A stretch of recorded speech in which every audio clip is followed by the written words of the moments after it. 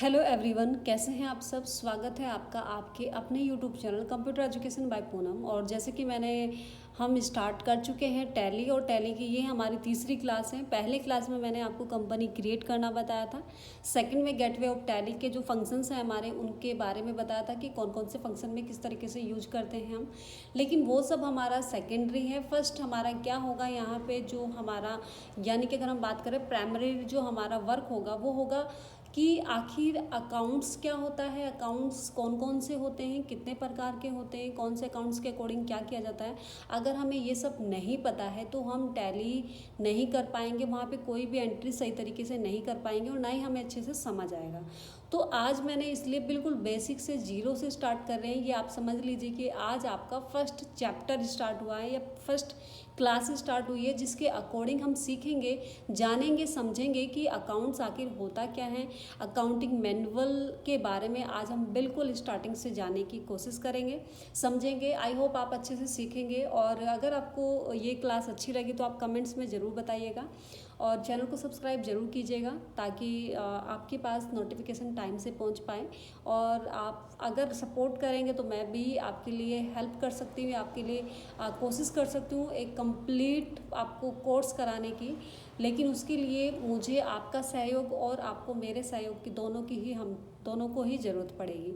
तो चलिए फिर स्टार्ट कर लेते हैं। सबसे पहले देख लीजिए अकाउंटिंग मैनुअल। यहाँ पे हम बात करें अकाउंट्स की कि आखिर अकाउंट्स होता क्या है।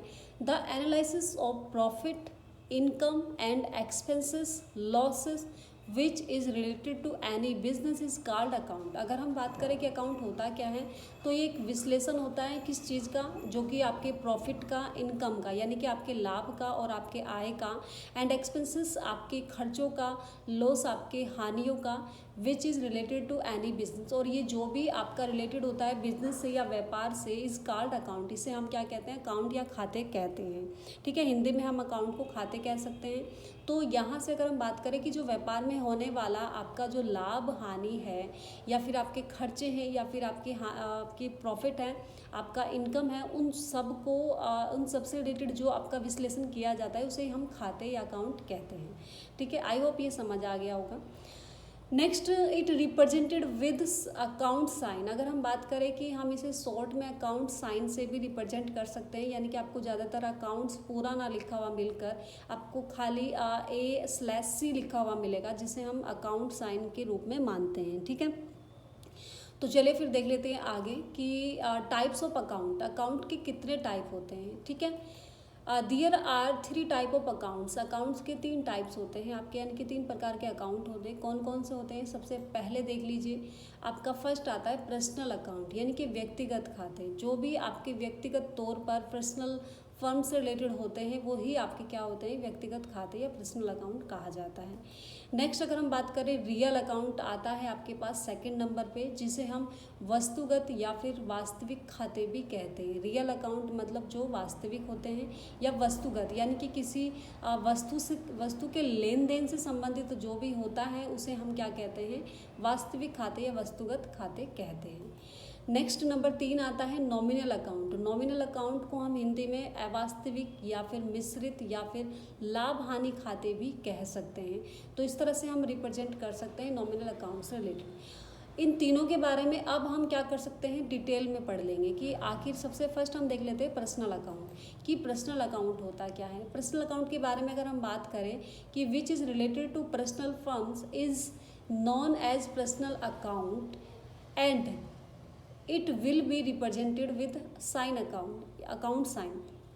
अगर हम बात करें कि विच इज़ रिलेटेड, जो कि आपके संबंधित होते हैं पर्सनल फंड, जो आपके व्यक्तिगत लेन देन से आपके संबंधित होते हैं, उसे हम क्या कहते हैं, पर्सनल अकाउंट के नाम से जानते हैं, जिसे रिप्रेजेंट हम साइन अकाउंट से भी कर सकते हैं। ठीक है, तो ये क्या है आपके पर्सनल अकाउंट, यानी कि जो व्यक्तिगत तौर पर लेन देन होता है वही आपका पर्सनल अकाउंट्स होता है, जिसके माध्यम से आप लेन देन करते हैं। जैसे फॉर एग्जांपल में Ram's accounts, Rahul account, banks के अकॉर्डिंग जैसे PNB हो गया, SBI हो गया, UTI हो गया, OBC, या फिर हम ETC की बात करें तो ये अलग अलग तरह के आपके जो बैंक से रिलेटेड यानी कि वहाँ पर होगा आपका जो कि लेन देन किया जाएगा, जो हम रुपीज़ से रिलेटेड होगा यहाँ पर, या फिर कैश अकाउंट आप कह सकते हैं, जो नगद लेन देन होता है आपका हैंड टू हैंड होता है, वो कैश अकाउंट के थ्रू आता है। इसके अब हम देख लेते हैं रूल। तो रूल कौन कौन से होते हैं। पहला आता है रिसीवर, जिसे हम रिसीवर को डेबिट के रूप में हम क्या करेंगे, रिप्रेजेंट करेंगे, जिसे शॉर्ट में आप DR भी कह सकते हैं, क्योंकि ज़्यादातर आपको डेबिटर जब आप वहाँ पे एंट्री करेंगे तो आपको DR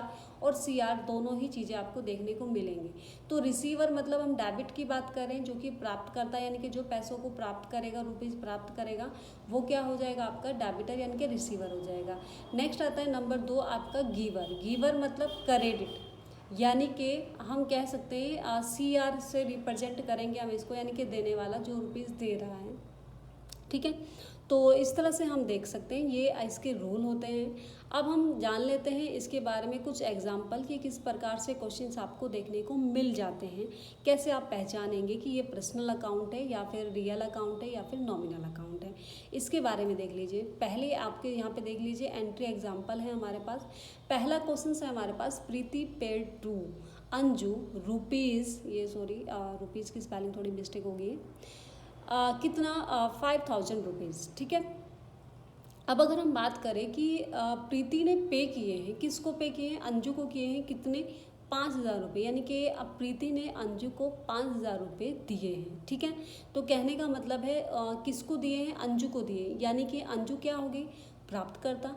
तो अगर प्राप्त करता है तो क्या हमने पीछे रूल देखा था, वहाँ पे जो रिसीवर था वो प्राप्त करता यानी कि डेबिटर था, और जो देने वाला था वो क्या था आपका क्रेडिटर था। तो हम बात करें कि डेबिटर कौन हो जाएगा, अंजू, क्योंकि पैसे किसको प्राप्त हो रहे हैं, अंजू को प्राप्त हो रहे हैं, क्योंकि यहाँ प्रीति पेड टू अंजू, अंजू को दे रही है। तो अंजू यहाँ पे क्या हो गया कि 5000 रुपये किसको प्राप्त हो रहे हैं, डेबिटर कौन हो गया, अंजू, और पेड करता यानी कि देने वाला कौन है, यहाँ पर प्रीति अकाउंट्स हो जाएगा। तो यहाँ से इस तरह से हम यहाँ पे रिप्रेजेंट करेंगे। आई होप समझ आ गया होगा क्वेश्चंस किस प्रकार से आएगा। नेक्स्ट देख लीजिए, Shivani received 10,000 rupees from Himanshi. अब अगर हम बात करें कि यहाँ पर अगर देखो ये पेमेंट से रिलेटेड है कि अगर पेमेंट किया जा रहा है तो इस तरह से आपको क्वेश्चन मिलेगा। अब आते हैं रिसीव की एंट्री, यानी कि अगर आपको किसी से रिसीव करना है, जैसे शिवानी ने रिसीव किए 10,000 रुपये, किससे, हिमांशी से किए हैं। तो आज जो आपकी शिवानी है, शिवानी क्या हो जाएगी, रिसीवर, यानी कि यहाँ पे डेबिटर कौन हो जाएगा, शिवानी हो जाएगा, और रिसीव फ्रॉम किससे प्राप्त किए जा रहे हैं, हिमांशी, तो हिमांशी क्या हो जाएगी, क्रेडिटर हो जाएगी, क्योंकि उससे उसने प्राप्त किए हैं। तो इस तरह से हमें क्वेश्चन देखने को मिल जाते हैं। चलिए नेक्स्ट और देख लेते हैं कुछ और एग्जाम्पल। नेक्स्ट आता है, Monu paid in computer centre ₹1000 in cash. अगर हम बात करें, देखिए यहाँ पे कैश के बारे में आई है बात, क्योंकि यहाँ पे हैंड टू हैंड हो रहा है। अब यहाँ पे क्या है कि मोनू ने पे किए, मोनू ने दिए हैं, किस में, कहाँ दिए हैं, कंप्यूटर सेंटर पे दिए हैं, और रुपीज़ कितने 1000 यानी कि 1000 रुपये दिए, वो भी कैश में दिए हैं। तो अगर हम बात करेंगे डेबिटर कौन हो जाएगा, कंप्यूटर सेंटर हो जाएगा, क्योंकि कंप्यूटर सेंटर को दिए जा रहे हैं। ठीक है, तो 1000 रुपये कंप्यूटर सेंटर के लिए यहाँ पे क्या हो जाएगा, डेबिटर हो जाएगा, और क्रेडिटर क्या हो जाएगा यहाँ पर, मोनू हो जाएगा क्रेडिटर, क्योंकि मोनू ने लेकिन कैसे दिए हैं, कैश के माध्यम से दिए हैं। तो मोनू का नेम ना देकर हम क्या कर सकते हैं, यहाँ पे डायरेक्ट यहाँ पे कैश अकाउंट लिख सकते हैं। कैश अकाउंट को क्या हो जाएगा, आपका क्रेडिट हो जाएगा।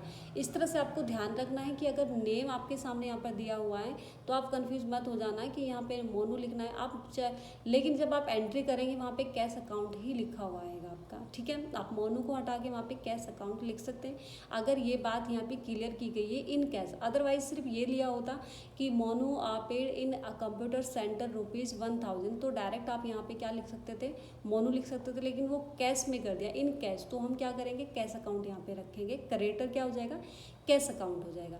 नेक्स्ट क्वेश्चन देख लीजिए, Dilip received a cheque. Dilip ने क्या किया है, एक चेक रिसीव किया है ऑफ PNB, जो कि PNB बैंक का है, ऑफ रुपीज़ कितना 9000 फ्रॉम अमित। किससे किया है, अमित से प्राप्त किया है। अब यहाँ पे आप बात कर लीजिए, यहाँ पे कैश के अकॉर्डिंग कैश के माध्यम से प्राप्त हो रहा था पैसा, और यहाँ किसके अकॉर्डिंग हो रहा है, यहाँ पे चेक के माध्यम से हो रहा है, यानी कि चेक किसका होगा, बैंक का होगा। अब देख लीजिए यहाँ पे आपको ये ध्यान रखना है कि रिसीव कौन कर रहा है, रिसीव दिलीप कर रहा है, तो डेबिटर कौन हो जाएगा, दिलीप हो जाएगा, 9000 रुपीज़। अब चेक रिसीव किया है, अब PNB बैंक का है, फ्रॉम अमित, अमित देने वाला है, लेकिन अमित ने चेक के माध्यम से दिया है, तो अमित का नाम हटाकर हम क्या करेंगे, क्रेडिट कौन हो जाएगा, बैंक, क्योंकि बैंक पैसे दे रहा है फिलहाल, जो चेक है ना वो बैंक का हो गया। तो इस तरह से आपको ध्यान रखना है। तो क्या हो जाएगा, PNB यहाँ पे क्रेडिट हो जाएगा, और दिलीप यहाँ पे क्या हो जाएगा, डेबिटर हो जाएगा। ठीक है। आई होप ये क्वेश्चंस भी आपको समझ आ गए होंगे। कुछ और देख लेते हैं। नेक्स्ट देख लीजिए यहाँ पे ओपन अ न्यू अकाउंट। मान लीजिए आपने एक खाता खुलवाया है, ठीक है। ये पर्सनल अकाउंट्स के अकॉर्डिंग आ रहा है। मैंने कहा था कि हम पैसों से रिलेटेड लेन देन करें तो वो पर्सनल अकाउंट के थ्रू आता है। तो वही यहाँ पे बात हुई है। यहाँ पे कोई वस्तु के बारे में बात नहीं हुई है। यहाँ पे किसी सैलरी या कुछ भी अलग कोई रेंट वगैरह की बात नहीं हुई है। यहाँ पे ओनली रुपीज़ के अकॉर्डिंग बात हो रही है। तो रुपीज़ के अकॉर्डिंग देख लीजिए यहाँ पे क्या हो रहा है कि ओपन ए न्यू अकाउंट, एक खाता खुलवाया गया है इन यूटीआई बैंक विद रुपीज़ कितना 1000 यानी कि हमने बिल्कुल स्टार्टिंग की है। हमने अपना एक खाता खुलवाया जिसमें हमने 1000 रुपये से शुरुआत की है। तो यहाँ पे क्या हो जाएगा कि आपने कौन से बैंक में करा है, यूटीआई। तो यूटीआई यानी कि जमा कहाँ किए, बैंक में किए, तो बैंक डेबिटर हो जाएगा। और जिसने किए हैं, अब नाम यहाँ पे नहीं आया लेकिन रुपीज़ आ रहा है, तो कहने का मतलब है यहाँ पे कैश अकाउंट आ जाएगा। यानी कि आप वहाँ पे क्या करेंगे, इन हैंड करेंगे, ठीक है। कैश हैंड टू हैंड जब आप करते हैं तो कैश अकाउंट आपके सामने यहाँ पर लिखा हुआ आएगा। तो यहाँ पे ये आपको ध्यान रखना है कि डेबिट कौन हो रहा है और क्रेडिट कौन हो रहा है। डेबिट आपका यहाँ पे आप यूटीआई हो रहा है क्योंकि यूटीआई को हम पैसे दे रहे हैं, क्योंकि वहाँ पे जमा कर रहे हैं तो आपका डेबिटर हो जाएगा। कैश अकाउंट क्रेडिट हो रहा है क्योंकि आप वहाँ पर दे रहे हैं, देने वाला क्रेडिट है और प्राप्त करने वाला डेबिट है। ये आपको ध्यान रखना। नेक्स्ट एक और क्वेश्चन देख लीजिए, कैश डिपॉजिट। देखो यहाँ पे कैश लिख दिया गया है, यहाँ पे कैश नहीं लिखा था लेकिन फिर भी हमने यहाँ पे कैश अकाउंट का जिक्र किया है।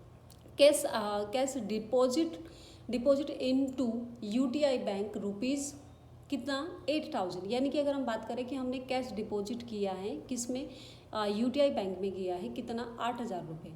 तो डिपॉजिट किस में किया है, बैंक में किया है, तो बैंक क्या हो जाएगा, डेबिटर हो जाएगा। और कैश किया गया है तो कैश यहाँ पे क्रेडिट, यानी कि आपने कैश दिया है। तो इस तरह से हम देख लीजिए, इस आसानी से आप समझ सकते हैं कि किस प्रकार से क्वेश्चंस हो रहे हैं। आई होप आपको समझ आया होगा पर्सनल अकाउंट। ये कुछ एग्जांपल थे पर्सनल अकाउंट के। आप मुझे नहीं लगता कि पर्सनल अकाउंट आप नहीं समझ पाए होंगे और अच्छे से समझ गए होंगे कि किस तरह से एंट्री होनी है, डेबिट क्या होता है, क्रेडिट क्या होता है। तो ये आप अच्छे से समझ गए होंगे।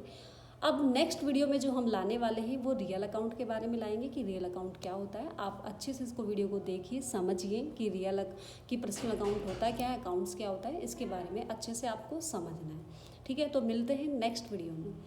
Thanks for watching.